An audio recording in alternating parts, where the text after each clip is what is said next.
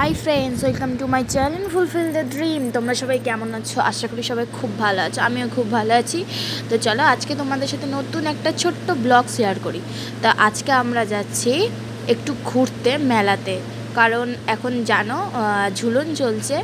তো সেই কারণে আমি, দাদা, বৌদি হঠাৎ করে ঠিক হলো যাব। তো বাড়ির সামনেই কিছুটা দূরে, একটুখানি 5 মিনিটের রাস্তা। তো আমরা বেরিয়ে গেছি ঘুরতে। তো ঠিক করা ছিল না ব্লগ করব কি করব না, তো মনে হলো যে না করি।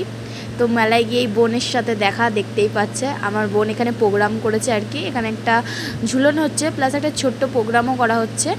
তো সেখানে আমার বোনও প্রোগ্রাম করেছে, শাড়ি টাড়ি পরে চলে এসছে। তো দেখো মেলায় কত কি উঠেছে, সেখান থেকে আমরা কিছু জিনিসও কেনাকাটি হয়েছে।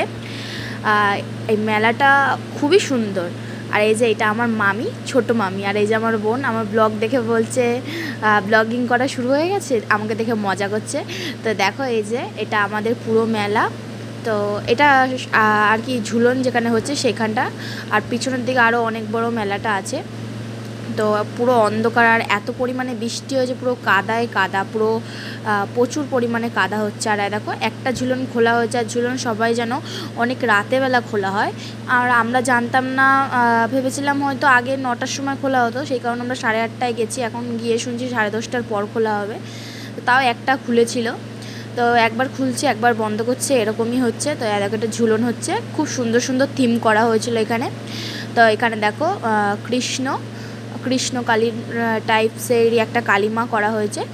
আর এই যে আমরা সব কিছু দেখা হয়ে গিয়ে আমরা খেতে চলে এসেছি। তো কিছু খেয়ে দিয়েই বাড়ি যাব, যেহেতু মেলায় এসেছি, মেলা মানেই খাওয়া।